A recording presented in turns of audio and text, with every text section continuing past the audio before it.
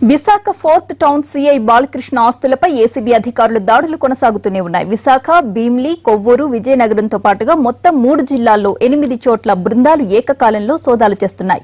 బాలకృష్ణ ఇంటితో పాటు అతని అత్తమామల ఇళ్లలో కూడా సోదాలు చేస్తున్నారు అధికారులు. అన్ని చోట్ల కలిపి సుమారు 1.5 కోటికి పైగా ఆదాయానికి మించి ఆస్తులున్నట్లు తేల్చారు. వీటిలో కొన్ని కుటుంబ సభ్యుల నుంచి గిఫ్ట్ గా ఇచ్చినట్లు రాయించుకున్నారని ఏసీబీ తనిఖీల్లో తేలింది. సీఐ బాలకృష్ణను అదుపులోకి తీసుకుని విచారిస్తున్నట్లు సమాచారం. 8 ప్లేసెస్ లో జరుగుతున్నాయి.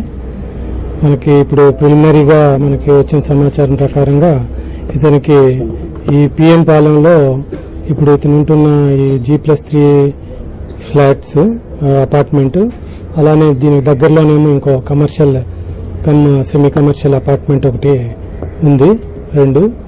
ఇది కాకుండా వైఫ్ పేరు మీద నరవలో 600 స్క్వేర్ యార్డ్స్ 2, ఒక 222 స్క్వేర్ యార్డ్స్ ఒక సైట్ ఉన్నాయి. మొత్తం 3 సైట్లు అక్కడ ఉన్నాయి.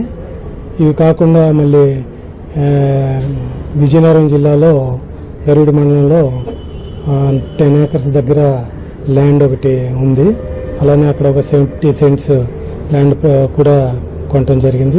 మనకి డాక్యుమెంట్ వాల్యూ ప్రకారంగా 1,50,00,000 దాకా మనకి ఆదాయం మించిన ఆస్తులు ఉన్నట్టుగా మనకి ప్రాథమికంగా అంచనా.